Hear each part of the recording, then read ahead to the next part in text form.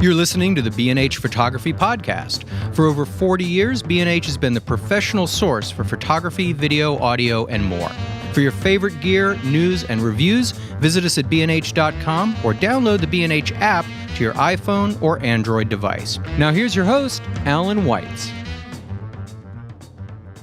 Greetings and welcome to the B&H Photography Podcast. My name is Alan Weitz and I'm joined by my co-pilot, Jill Waterman. Hey there, Alan. How's your summer been?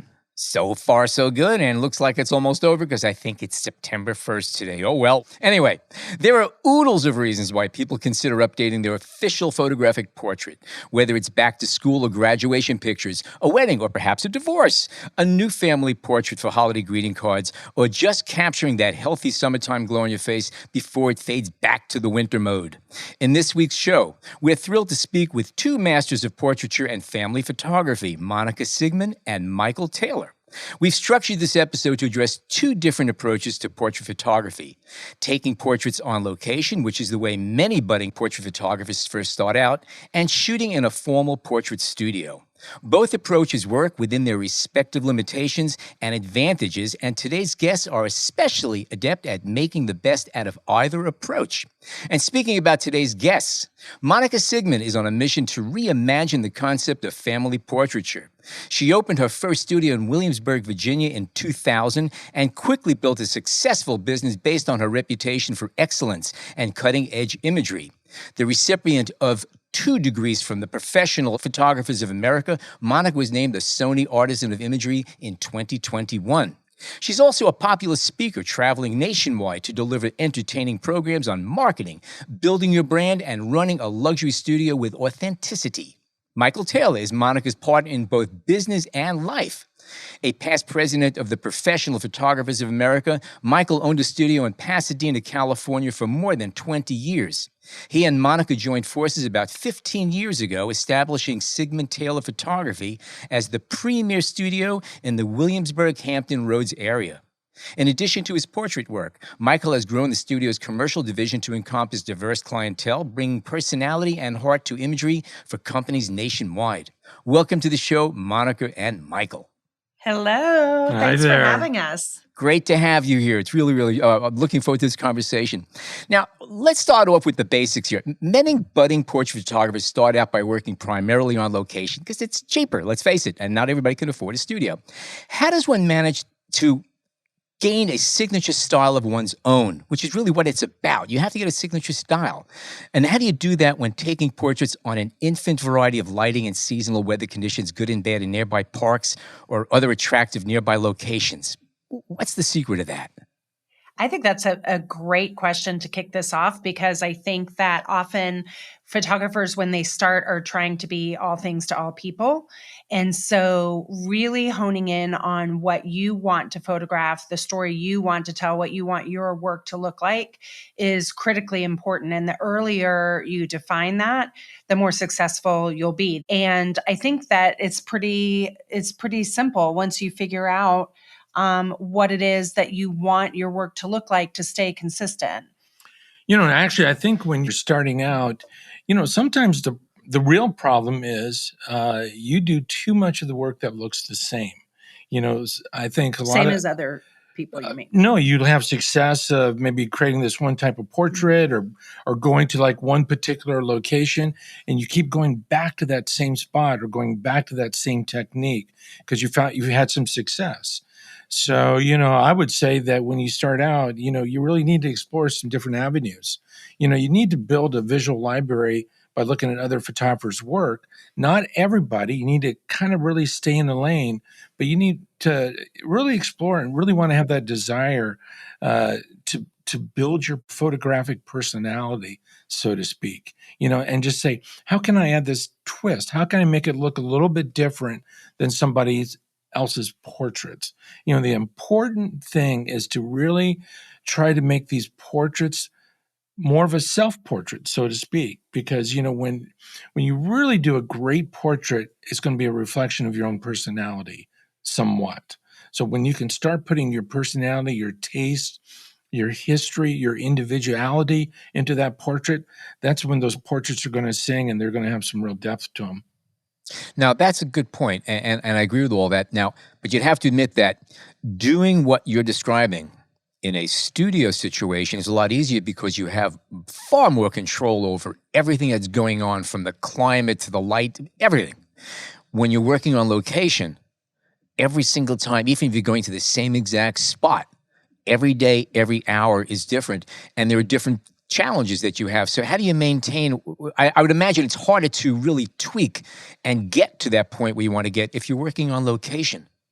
See, I think actually it's the opposite. So I started as a location photographer. Even though I had a studio, my work was on location for probably 17 or 18 years. That was 90% of what I did.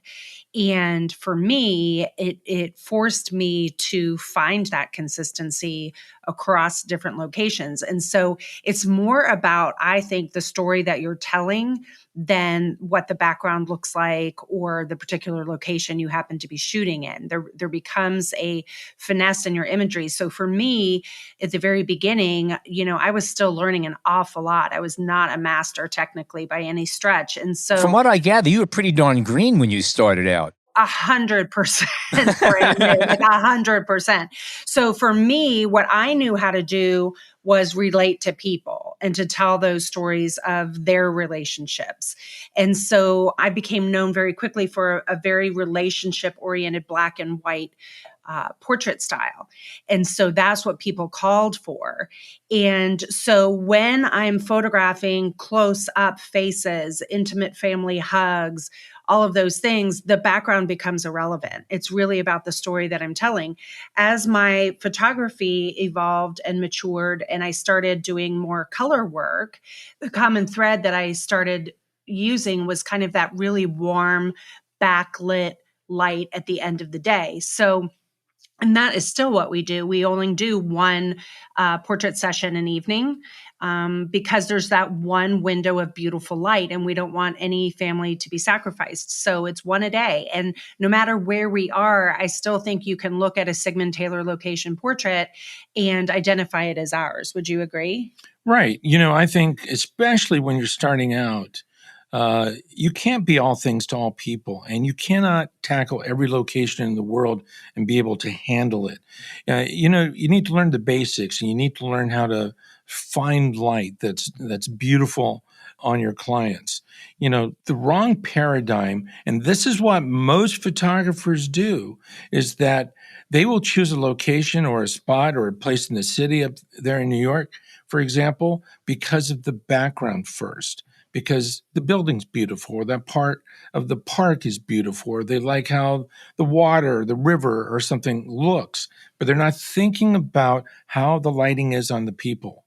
And for me, I'm always looking for places where the lighting's great on that person or that family or that group, or if I can manipulate the lighting fairly easily in that spot.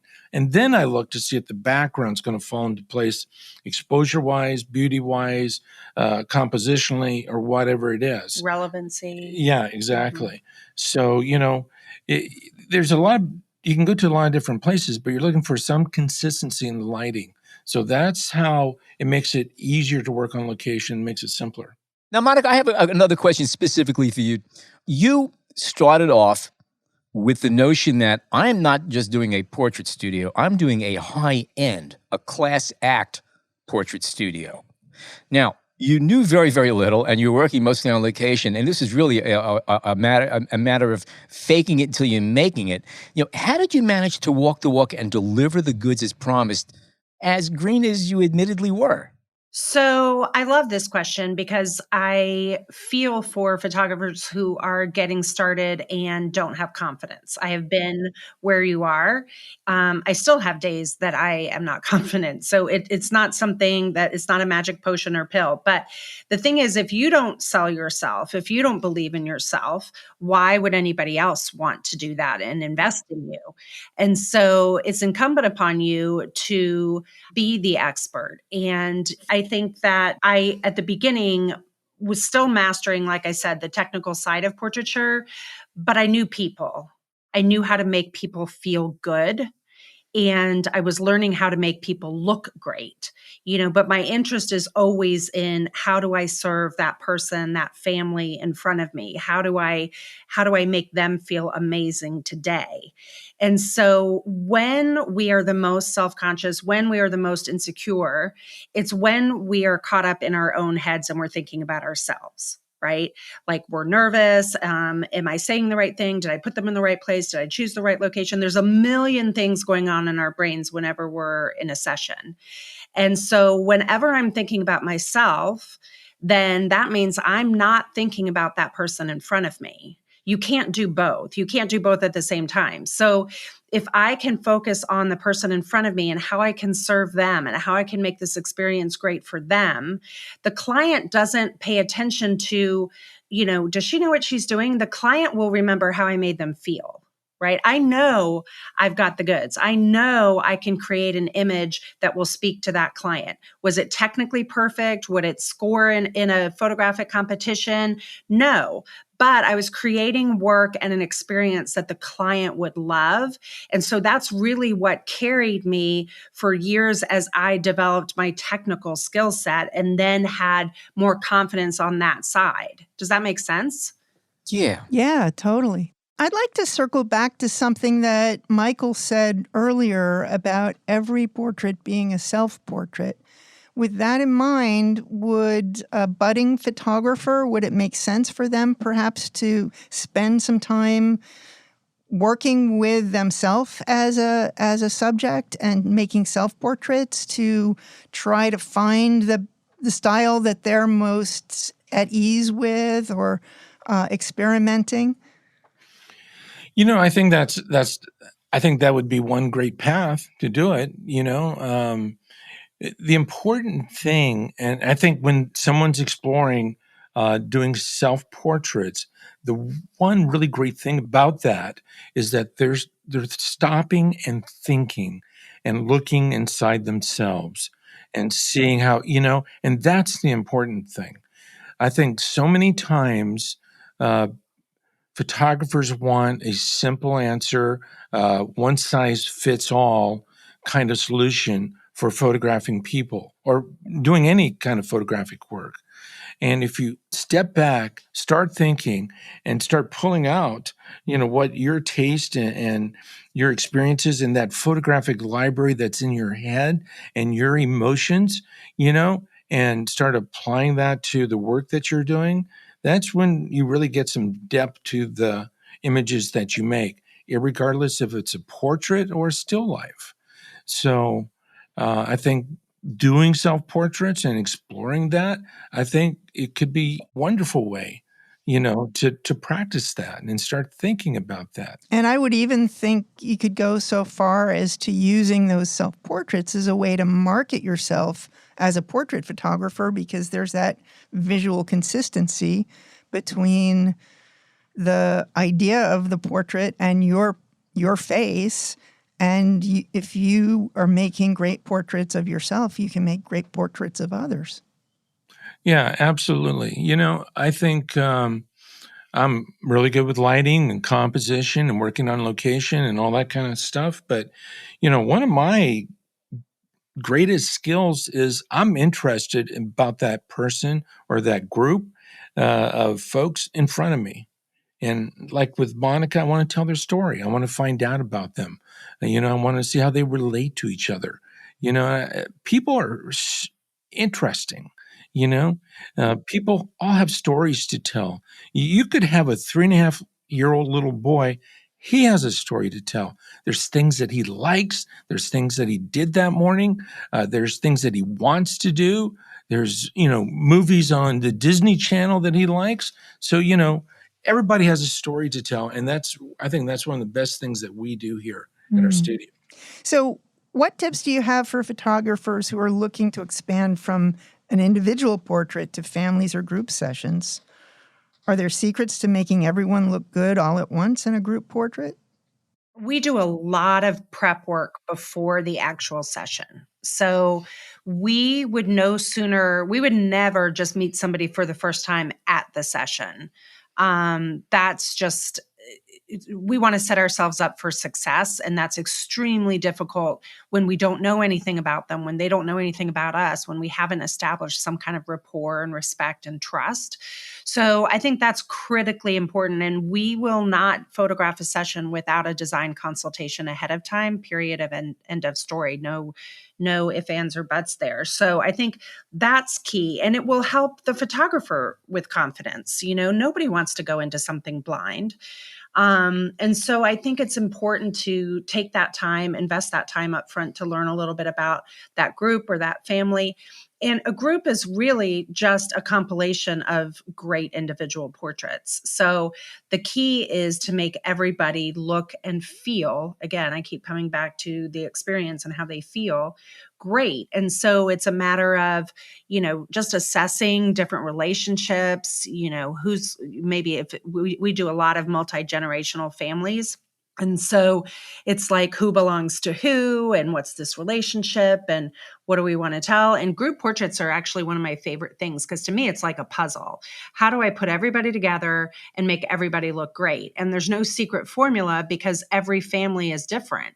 You have some people that have come, we have a lot of people that come and say, you know what, I'm self-conscious about this or I'm self-conscious about that. I don't like being photographed. So then I have to take that into consideration. Or we have to think, okay, she's told me she doesn't like this side of her face. She likes to be photographed from the other side of her face or whatever. How do I take that into account? The smallest children, by the way, rule the day. Oh, yeah. Like, people always say, how long is the session going to take? And I say, as long as the youngest child will allow us, because it could be 10 minutes, it could be an hour. And so it's a circus. You've got to keep the adults' attention, but keep those children entertained. And the adults are constantly wanting to repeat anything you say to their child because they want their child to cooperate and behave. And so if you say, okay, Susie, turn your chin this way, they're like, Susie, turn your chin. They don't even realize they're doing it. So it's a juggling act. Yeah. There is, as your question kind of leads us down this path, in what it's trying to say, you're right. There is so much to doing group portraiture. You have so many different types of personalities. You need to bring some personalities out. You need to calm some other ones down. You need to make sure the kids are trapped, so to speak, so they're not running off. What it's really like is we're almost like a symphony conductor, right? Yeah. We got the bass over here. We got the violins over here. We got the percussion in the back, which is always the 17-year-old teenager, So, we're pulling out this melody. We're laying down this bass line. We're trying to bring it all together so that we have this one moment, boom, that portrait comes together. But that's what you do with experience, with loving what you do, enjoying what you do, and just looking and seeing what's happening in front of you. So we're worn out at the end of a session. And I think what's critically important for people to understand is we take control. We're not afraid to take control in a session. And quite honestly, that's what it takes to get a great portrait. And that's what people are paying you for, is a great portrait. So they're expecting you to take control. They whether they know it or not, but that's what they're paying for. And I think so often photographers, especially when we're new, right? Yeah. Especially when we're young. I mean, I started my business when I was 28 years old. Everybody I photographed was older than me, and it was quite intimidating. You've got to push past that and say, you know what? I may be young, I may be new, I may have been doing this less time, but that doesn't mean my work is less important. And they are paying you money to be there. Valuable. Exactly right. And so you have to be, I always tell photographers, you've got to be a good steward of their investment. That's your responsibility. So if you wimp out and you cow down and you let them control the day and they're saying, well, I've got to be at dinner at this time, or, Johnny's done. He's ready for his nap. You're not taking control. You're not going to get the best portrait. And that's what they've paid you for. That is I think that's one of the hardest things for a newer photographer. Yes. What you have to realize, and you got to understand, we photograph a lot of people who are very successful. They run their own companies. They're CEOs, board of director folks. It is our responsibility for this end product, be it the clothing, be it the lighting, be it the Location. expressions, locations, whatever it is on us, to make this great. There's no excuses because we're in charge. We're not being jerks. We're not being.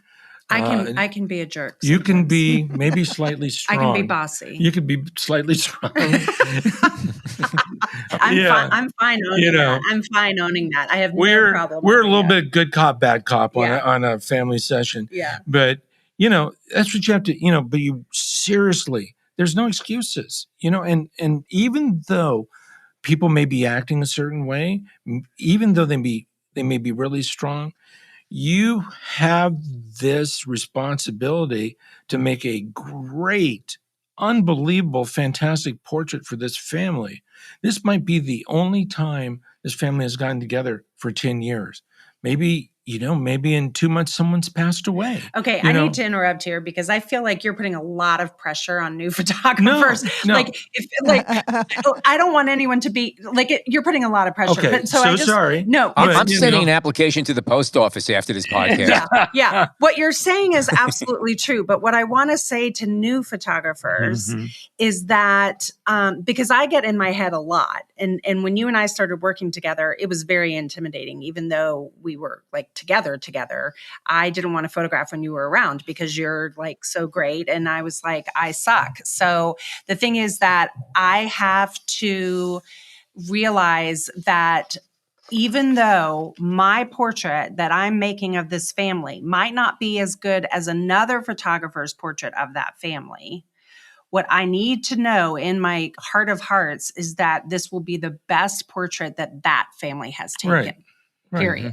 Right. So you're over here I know what you're trying to say, but don't put so much pressure on these photographers that they won't even try. No, have joy. Because their bad is better than most people's good. Absolutely. And have joy in what you're doing.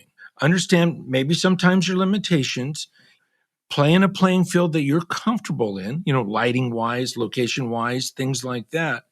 But, the amazing thing is these people came to you to get that portrait done. They asked you to do it. Mm-hmm.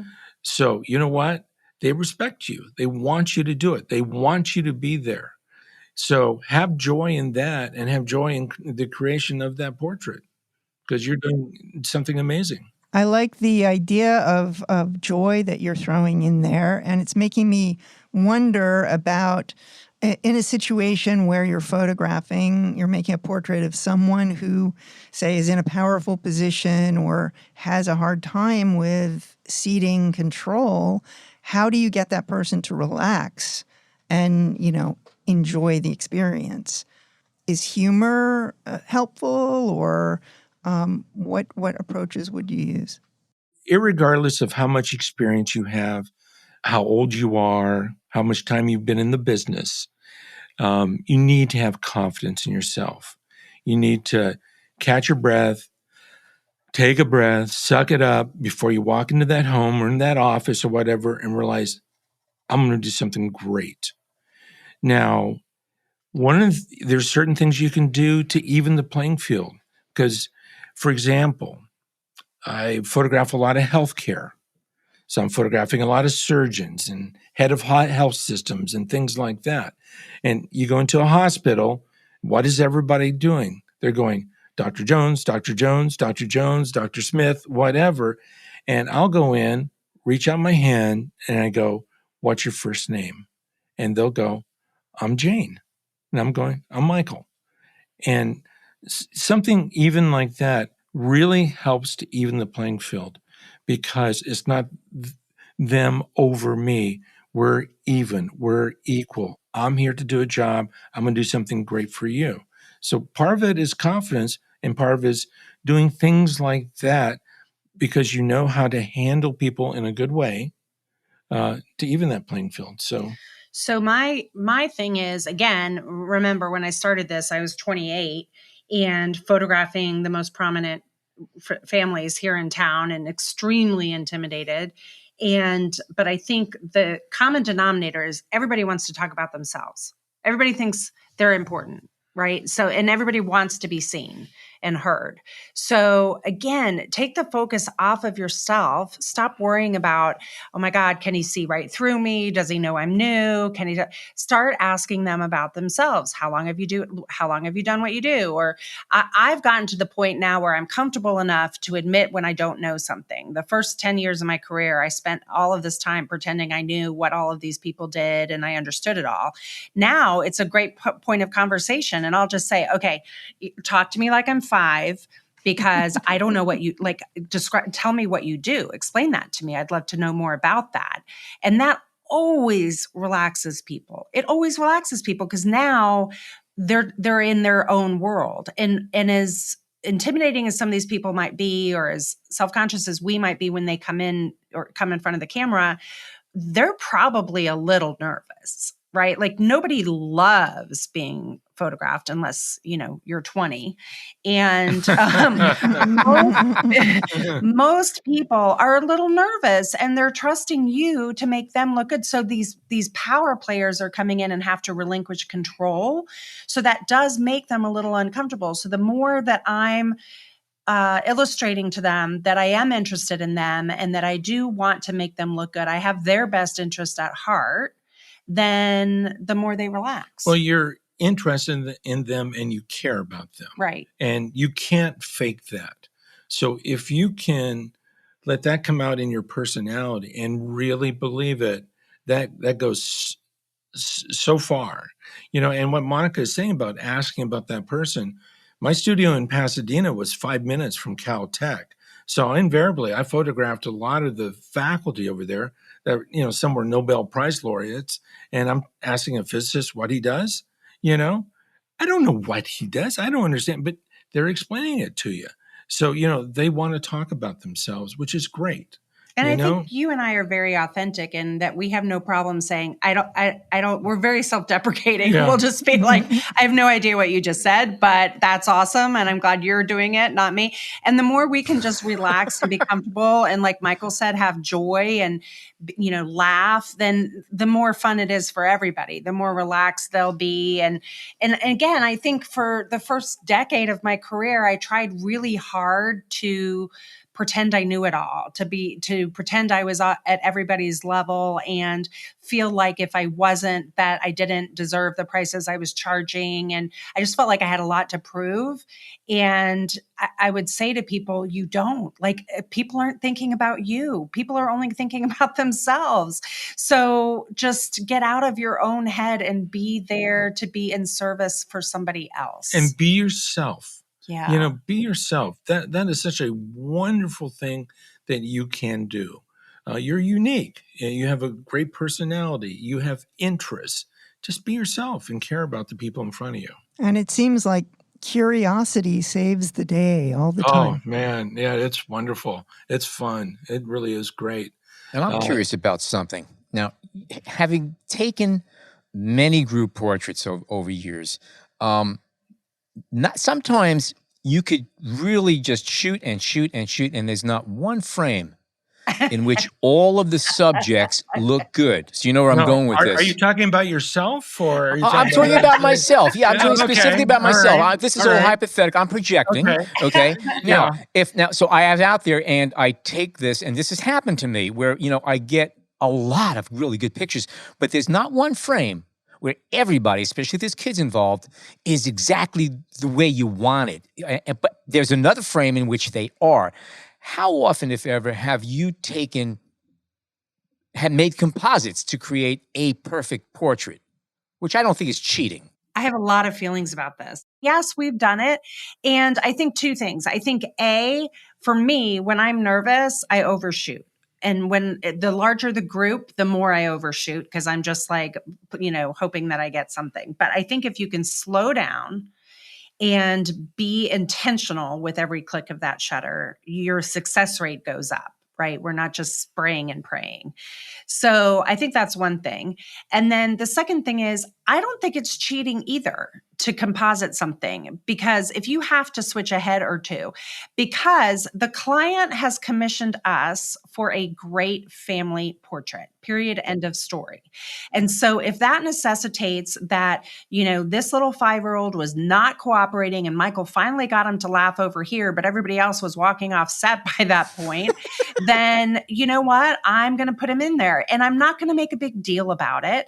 And I'm not going to really ask the client. That's the other thing. Photographers involve their clients way too much. The client doesn't care. The client came to you for the finished product, and that is incumbent upon you to deliver the finished product, period. Right. We're not Cartier-Bresson. We're actually cropping. We're actually manipulating the image a little bit. I'm amazed how rare it is that we do a little bit of compositing, but it happens. That's okay.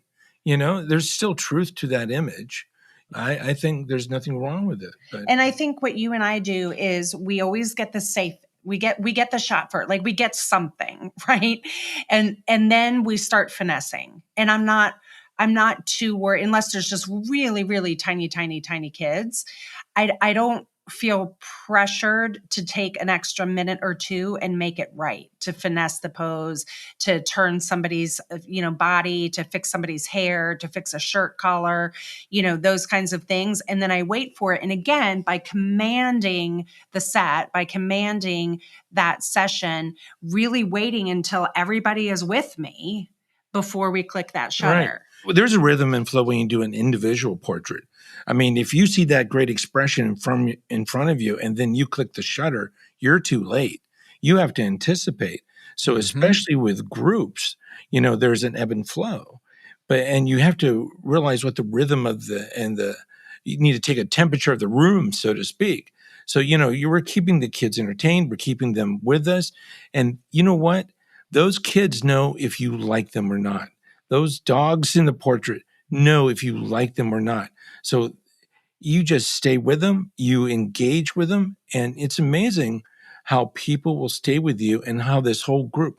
I actually think it's easier to photograph a group and get expressions than an individual person. I love groups. Because when you have a group of people, there's safety in numbers. They're not there by themselves in front of the camera doing a headshot.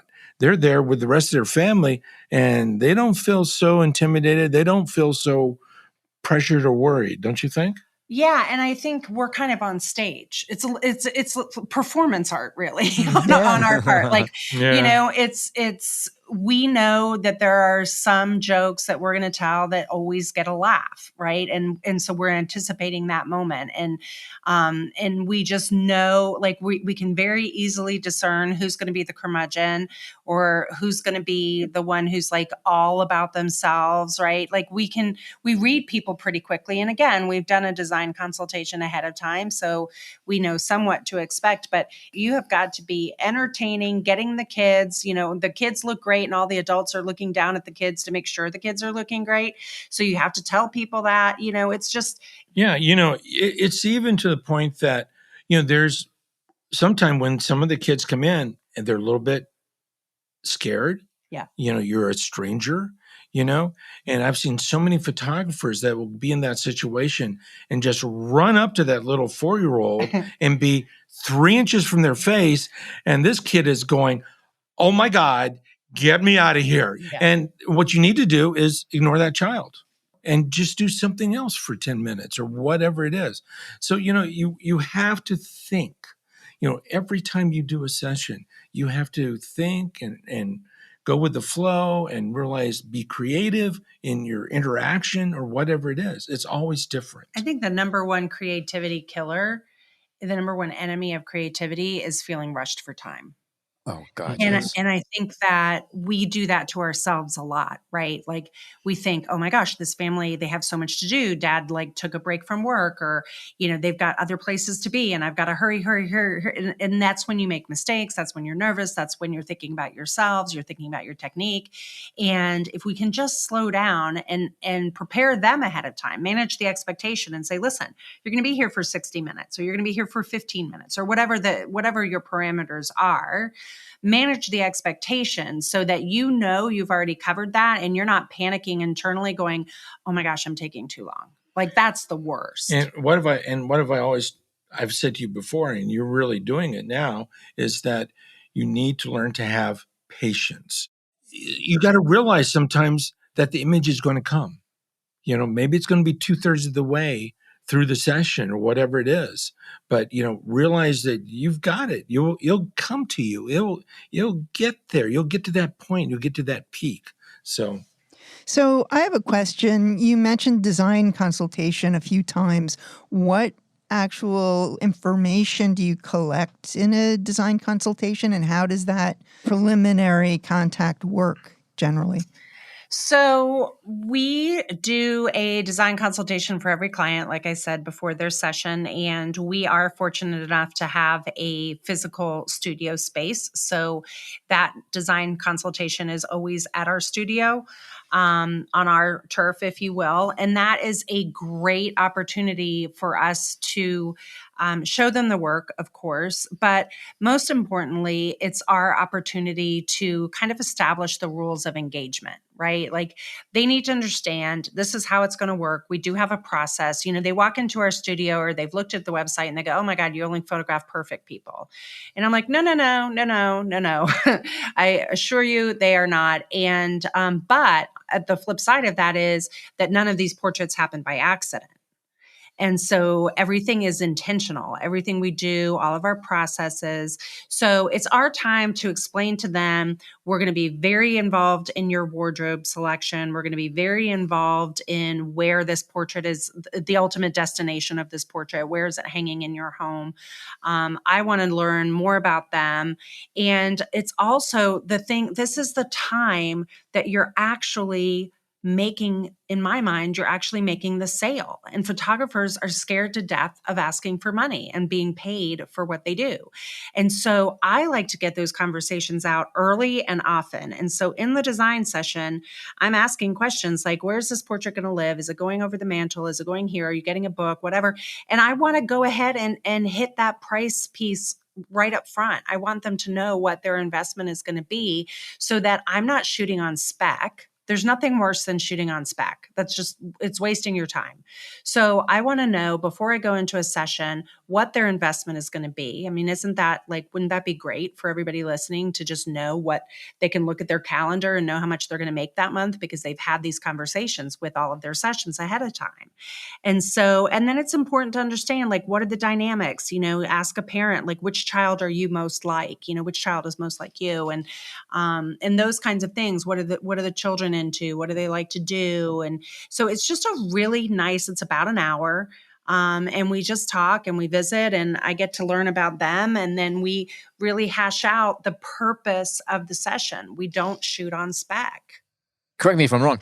You know where that photograph is going to be hanging in their home before you even go click, right? Yes. Or if some people don't want wall art, maybe they want a coffee table book or whatever it is, we know what we're shooting for. And that's really, really important because again, you want to be confident going into the session. You want to know what you're doing it for. And one of the great things about having a design session is you're really getting that family, that mom, the father involved in the process.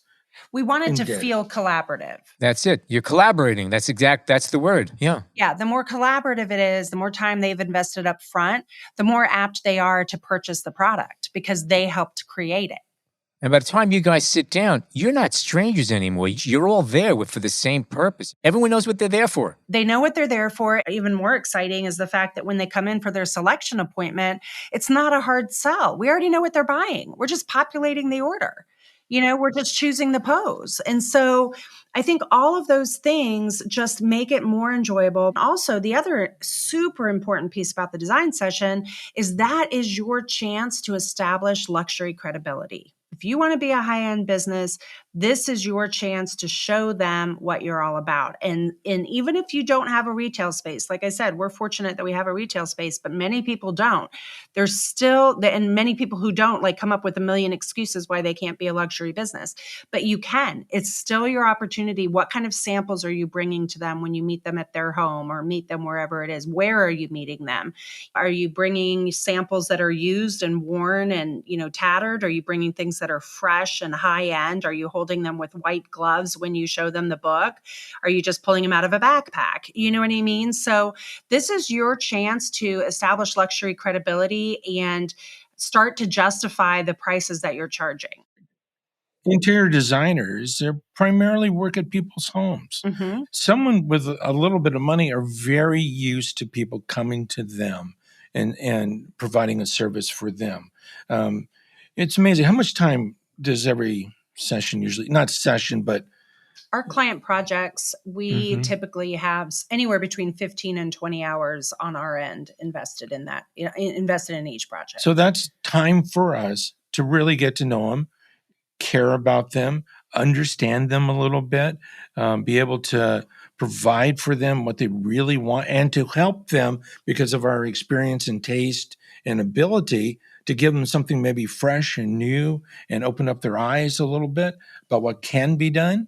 And that business model certainly isn't for everybody, but what we've learned over time is where you will make money in portrait photography is either working for the masses, so super high volume, sports teams, schools, those kinds of things. You can be very profitable doing that if that's your model, or the complete opposite, which is working for a luxury clientele, where it's very hard to make a living sustainably, is that middle of the road, because middle of the road is the most competition, and clientele doesn't know how to differentiate you from the guy down the street. So when they can't tell the difference between you guys, guess what they're comparing you on?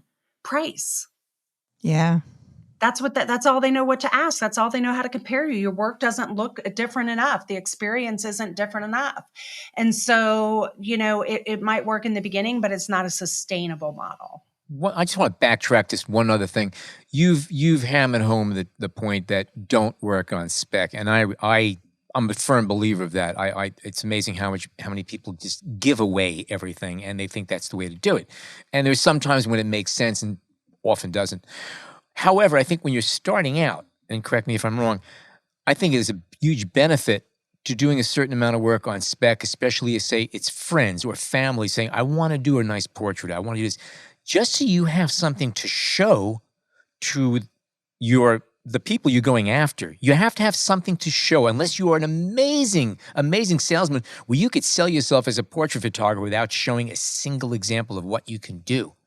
So in that case, am I right? But in that case, I would say invest in shooting a good half dozen really good portraits on spec out of your own pocket so that you have something to bring to the table when it's time. Am I right or wrong about that? No, you're right. I call spec differently. I say shooting on spec is when somebody's paid me a session fee and I'm going to shoot and I am hoping that they buy something. That to me is very different than portfolio building. Portfolio building, you have to do at the beginning. And I am completely 100% fine with you giving things away. That's not shooting on spec. What I don't think is right is for you to really be invested in portfolio building and then expect somebody to purchase something because they didn't raise their hand and say, "I want a portrait." You said to them, "Hey, will you model for me?" And we still do invitational portraits and model portraits, portfolio portraits all the time so that our work can continue to evolve. But I guess I just define shooting on spec a little differently. It's right. like I'm trying to make a living and I'm hoping somebody's buying something. I got that. I just wanted to make sure our listeners understood that because there's a big difference there. Thank you. Absolutely. Thank you for asking. I mean, we both have a couple of running projects that we're working on where we're asking people to give us some time so that we can photograph them. So that we can build the work that we want to shoot next. Because you're right. They have to see it to ask for it. They have to know what to ask for. And that's like a whole nother topic about how to build a new product line and build out something that people desire and know what to ask for. So there's a very intentional, deliberate way to do that. And it is something that we'll always do. Mm-hmm. Okay, we're going to take a short break, and we come back more with portrait photographers Monica Sigmon and Michael Taylor. Stay tuned.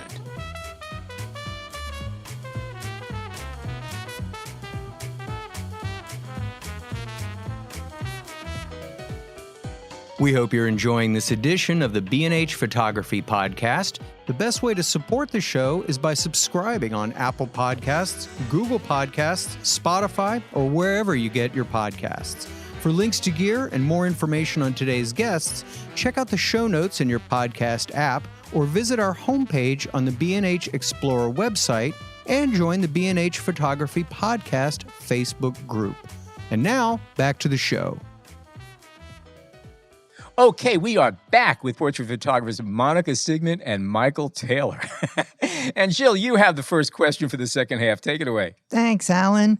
So we've been talking a lot about location pictures. We also want to cover studio photography. How practical is the idea of establishing a dedicated portrait studio today? Does this type of business still have an appeal? I think it 100% has an appeal. I think the pendulum has been swinging back to studio work for the last 5 or 6 years, where 10 years previous to that, it was all sofas and fields and, kids running and that kind of thing. I love natural light. Yeah. And so I think we've seen this move back towards more timeless look that clients are asking for. And often, starting a few years back, we had clients that were calling because they knew we had a studio and they wanted something. They started to learn the difference of the studio work versus something that was more contemporary, maybe not as long lasting in its appeal. Right. I think one of the things that's always consistent is, I think after a while, people, when they see so much of the portrait work just being outdoors, when someone shows a studio portrait, a portrait that was done in a camera room, it turns their head. So, we always say people have a hard time telling the difference between good and great. We do great outdoor portraits, but not everybody can discern the difference. When you start doing a different product line, doing things differently, radically differently, they'll turn their heads, and that's what we want them to do. If you're able to do something different and come up with a style that's unique, then people have to go to you for that. It's not a shopping on price situation anymore. It's I want that, so I have to go there. I've also noticed something else about charging a higher price, and I've heard this on more than a few occasions, including from a couple of people who I personally know, and that they had products that they were selling, and this is mostly photographically oriented and prints and stuff like that, and they were doing so-so, and they found when they jacked up their prices, their sales went up. What I found most photographers do is they kind of assess the marketplace, right? What's everybody charging for a session? What's everybody charging for an 8x10? That's kind of like the standard. And then they come in under that. They undercut that so that they can get business. What I did was the opposite. I knew what everybody was charging and I went higher. And it's scary and it may take you longer to get up and running. However, you're not going to have to reinvent yourself in 5 years when you figure out that you're not profitable and you can't sustain that business model. You're not going to have to explain to existing clients why your prices are now double what they used to be, that you're now twice as good as you used to be, or whatever you're going to try and say.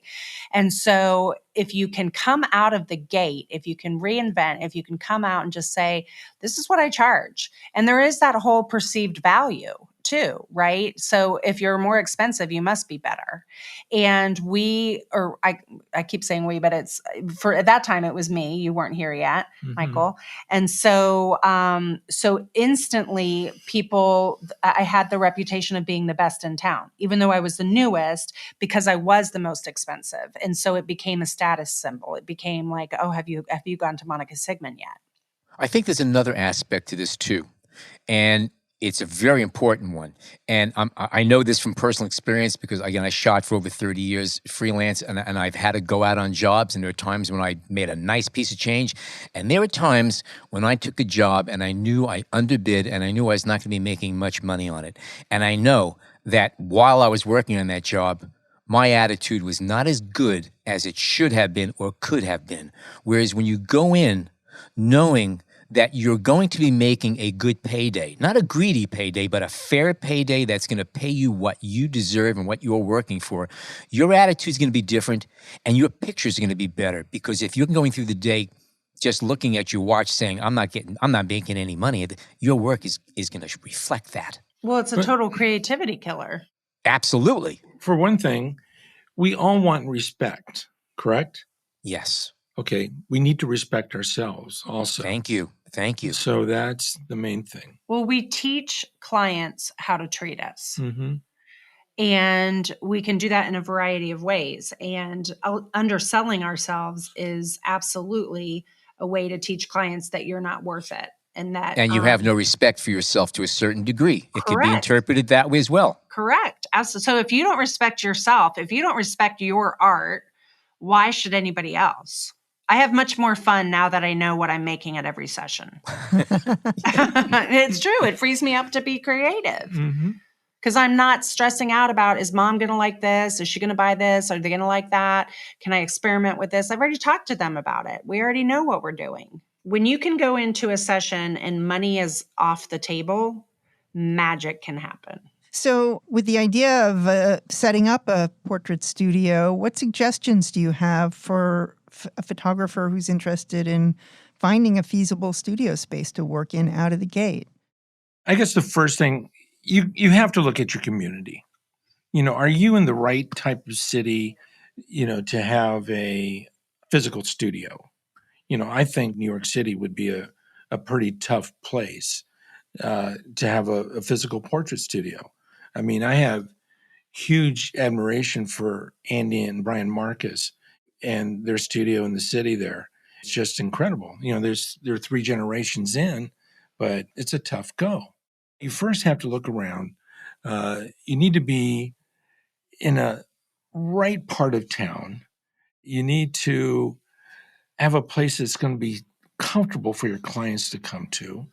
It's fine to be a little bit funky and interesting and different and all that. I think that's one of the most important parts. Well, I think what's nice about the big cities like that is that you can rent spaces. Yeah. Like for specific jobs, you don't have to commit. So if I were starting and I was up in New York, then I would probably use rental studios for different sessions and figure out which ones I liked working in, what are the things I liked about them, what are the things that don't work about them, and start to just kind of make my lists and determine what it is I would want in a final space if I could afford that. And I think that brick and mortar does give you a lot of legitimacy for sure. But you can also create legitimacy in other ways if you can't pull that off. The biggest thing is you have to make sure that the numbers work. You don't want your rent and utilities to be more than 9% of your gross sales. So that's kind of like a little benchmark there that you have to really look at. And you have to ask yourself, am I going to make X dollars more because I have a studio space? For us, the answer is yes. 100% yes, but not for everybody. And you got to realize by having a physical studio, it doesn't mean people are going to come to it. Right. And your business is not going to increase just because you have a physical space. I mean, so many photographers think that by getting an address, their business is going to grow. Or having a website, all of a sudden everyone's going to start buying pictures from you because you have a website. No. Right. It's just not going to happen. You need to get into a space because you want to do a certain type of photography, or there's a certain amount of business that you have that you can't do it in your home anymore. Your business has grown to a certain point that you need employees. It's things like that. It's not the really, everyone says build it and they will come, Field of Dreams type of thing, so. Well, Monica, also, you did something early on that I was reading about that was kind of interesting, and that is that in one of the places you were living in, I believe, I don't remember the exact details, there was a public space, I don't know if it was an office or a recreation room or something, that was available, and you would go down there when you had clients coming over, and you would hang up, you would take down all of the hotel art hanging on the walls, put up your portraits, have your meeting, and then put all their stuff back up and leave. And you basically created your office, and it wasn't. You have to be creative. I mean, listen, I didn't have anything to fall back on. So failure was not an option. I didn't have a plan B. And at that time, I was freshly divorced, living in an apartment, and I didn't have the means for a physical space. That was the best thing I could come up with. We all started someplace, and that's exactly right. It was going in a half hour early every time, taking all the pictures down, putting my stuff up, and lather, rinse, repeat until I was making some money and building some clientele that I could do something different. Then I bought a house and I met with clients in my front little dining room area. Was it ideal? No. Did I love it? No, but it's what I had to do before I could do the next thing. And like you were saying, everybody starts somewhere. We were talking yesterday about my first month of working at a studio at a photography school. And out of the first 48 sessions I did, I had to redo 46 of them. Ooh. And I'm still here. So there is something to be said for tenacity. Yeah. Yes. Yeah. Yes, You're just not going to give up. You have to find that solution somewhere, somehow. You need to get into that group or meet those people or get them to know about you some way, somehow. It never ends. So, Monica, let me ask you a question about you have your signature look. You tagged it the Black Label Portraits. This is your premier line, your unique line of portraiture that has a very, very specific look to it. Now, this took time to develop. Now, people that are coming to you these days, are they coming to you specifically for that? Or is this something you have to upsell, for lack of better words? Or is this something that's right off the bat? That's your main course?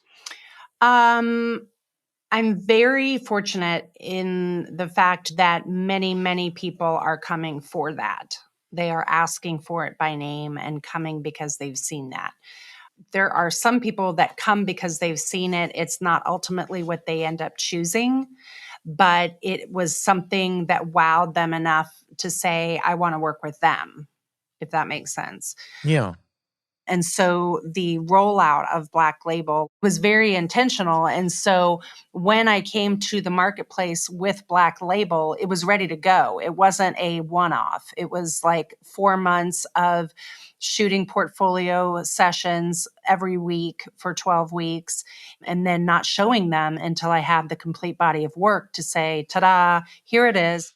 We were shocked. I mean, within 2 weeks of launch, people were calling the studio and asking for it by name. I thought it would do well, but that exceeded even my wildest dreams. And so it's nice because, again, it's something that they can't get someplace else. If you want a Black Label portrait, you must come here, period. There are other people that do studio work, but if you want this specific look with this specific lighting, this is where you come.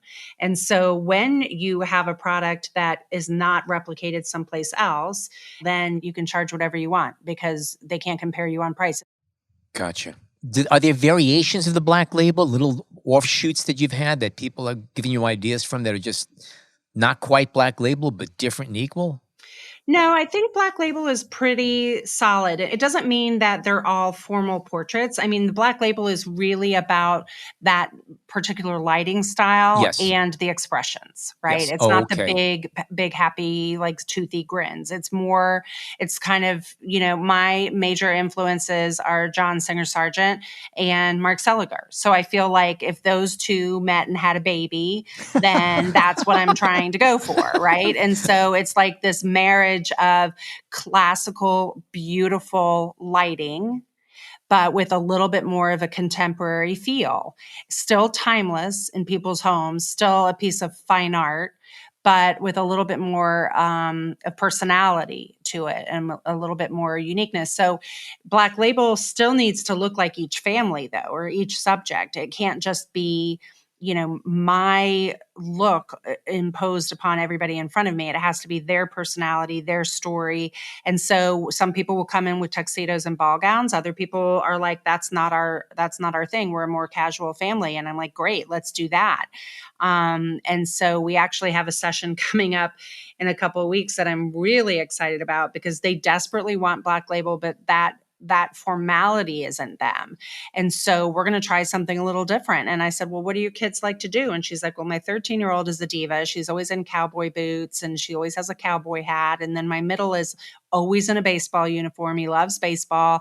And our youngest, he's 3 and he's a different superhero every day. And I'm like, bring them to me. We are going to do this Black Label style. It's going to be this total contradiction and it's going to be epic. So then the dad's law, well, wait, I want to come in my camo and like, my face paint for hunting. And mom's like, well, what am I going to do? And I'm like, you're going to get a ball gown and look amazing. I'm excited to do this. It's in a couple weeks, but it will still be Black Label. It's still that lighting style. And then it's the post-processing work of some color grading, some desaturation, so that it will still, I always say, like, will it fit in your profile grid? Like, will it blend in? Or is it just going to be such a departure that it needs to be its own thing? You got to understand that when people come here, it's not cookie cutter.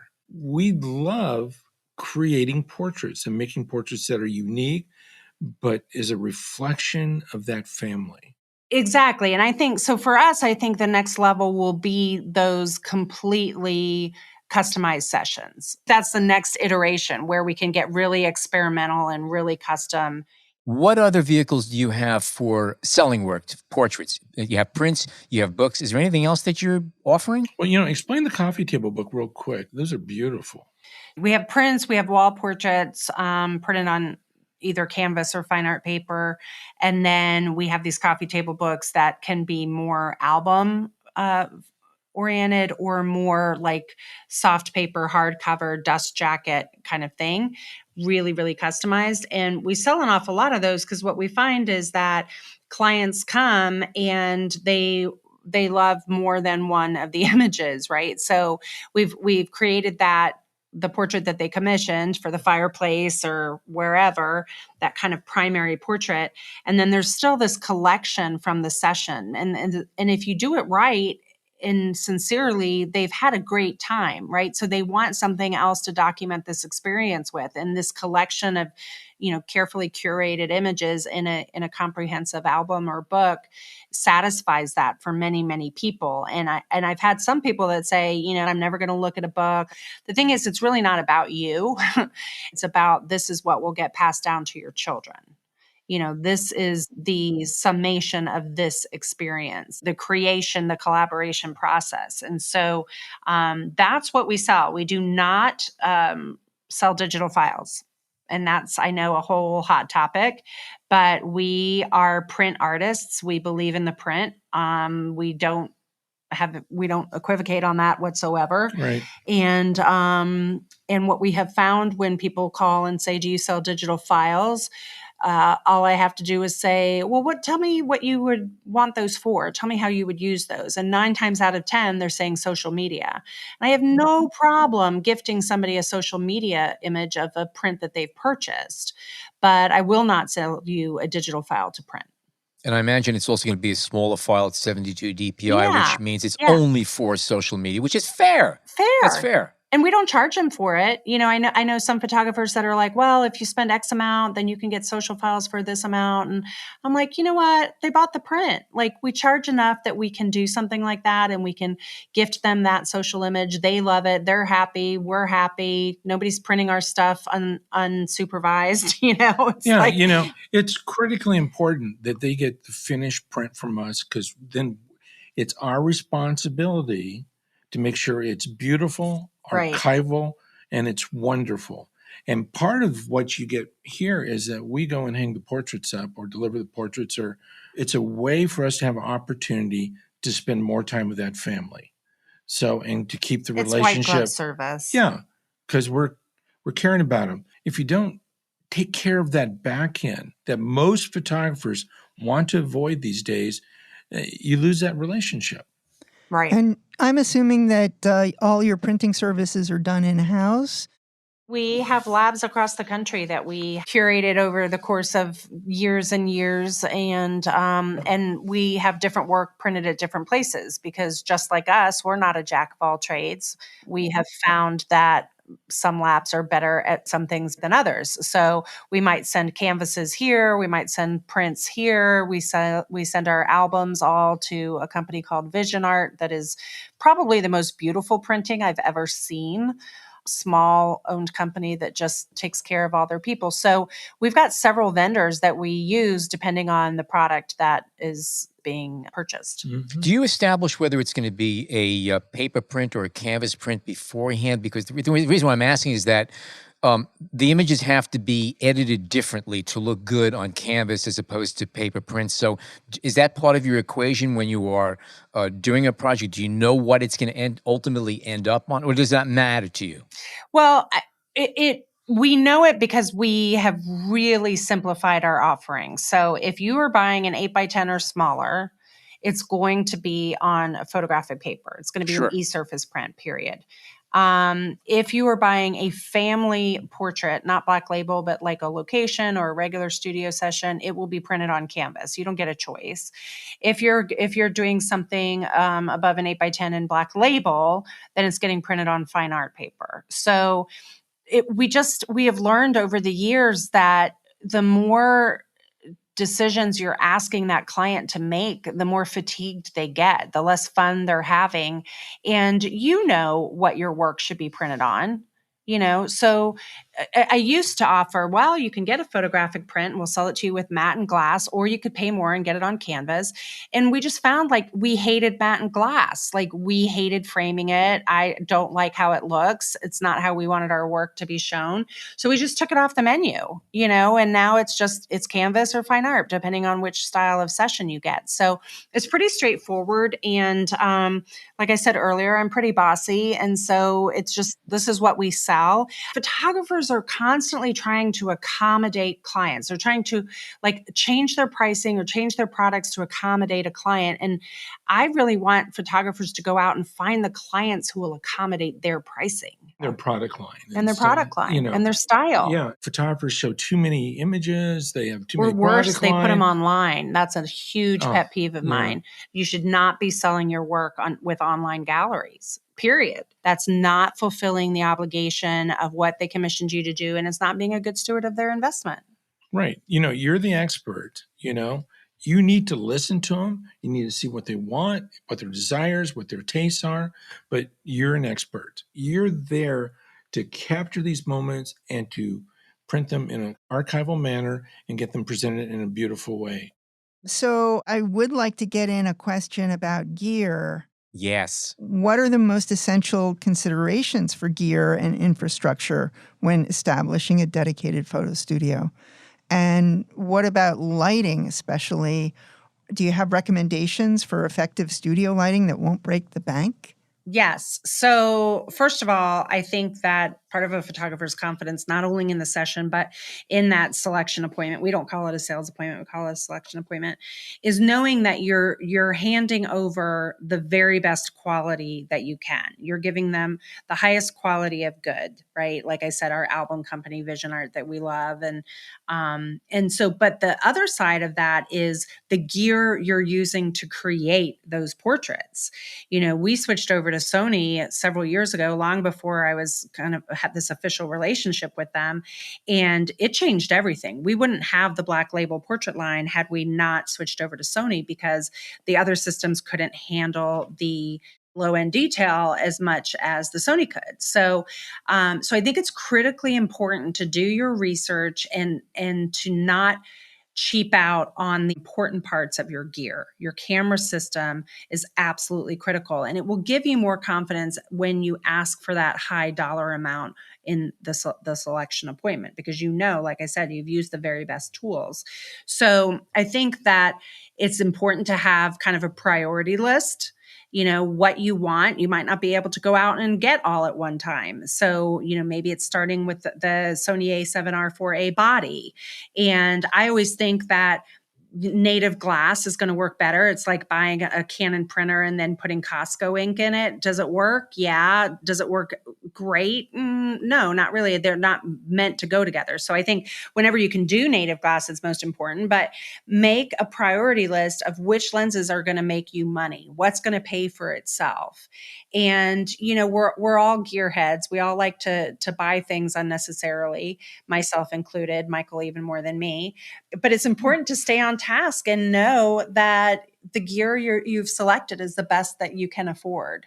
Or can I throw something into that? Yeah. Not only the best, but appropriate, because quite often, and I think you'll agree with me, I have got some very, very good camera equipment, high resolution, the whole blah, blah, blah, blah, blah, okay? And sometimes I'll put a lens on there that is 60, 70 years old because it gives me the look that I'm looking for. And there are certain lenses that are wonderful for portraiture, and they do not cost a lot of money, and they may not be native, but it's the right tool to get the look that you might be looking for. And that's what we've been talking about here, is getting a style and getting a look and getting something to be known for. And it might be that sometimes just the lens that does it.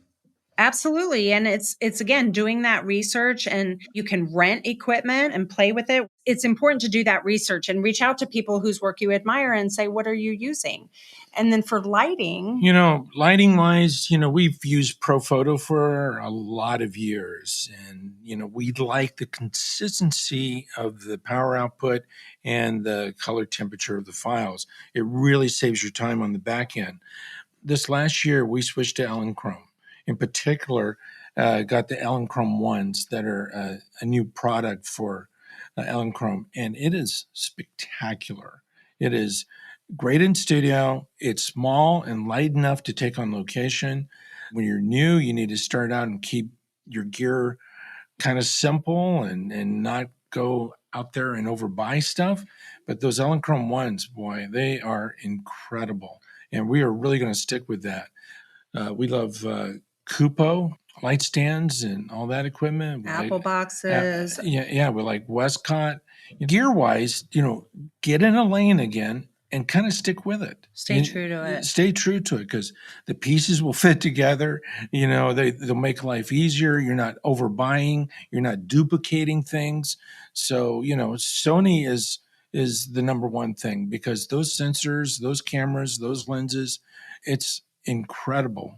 Monica and Michael, it has really been wonderful talking with you folks. Really good insights about portraits, and again, the business end of it and the attitude that one has to take. And by the way, for listeners who want to catch up a little bit more with what Monica and Michael's insights are about on portrait photography, there's a 6-part portrait studio intensive program that was recorded back in February of 2022 at the B&H event space. And there's another one from July 2022, not too long ago.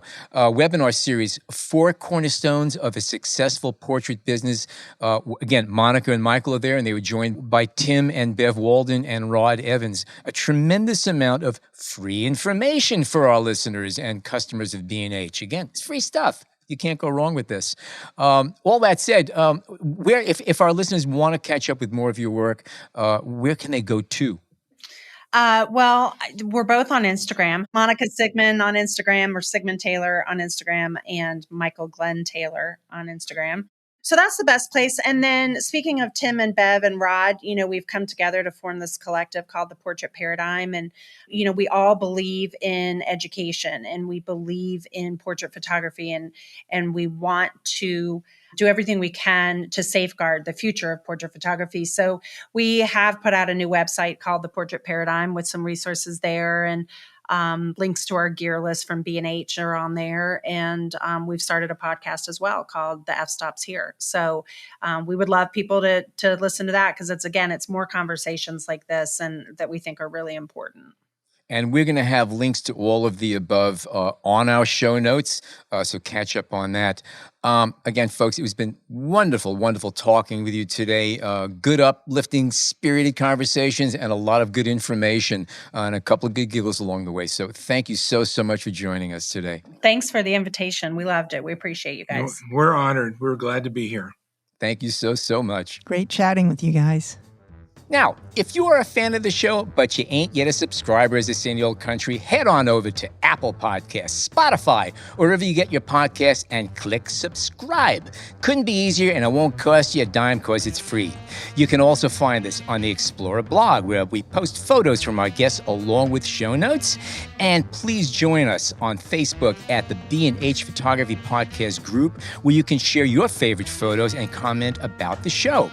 My name is Alan Weitz, and on behalf of Jill Waterman and Jason Tables, thank you oh so much for tuning in today.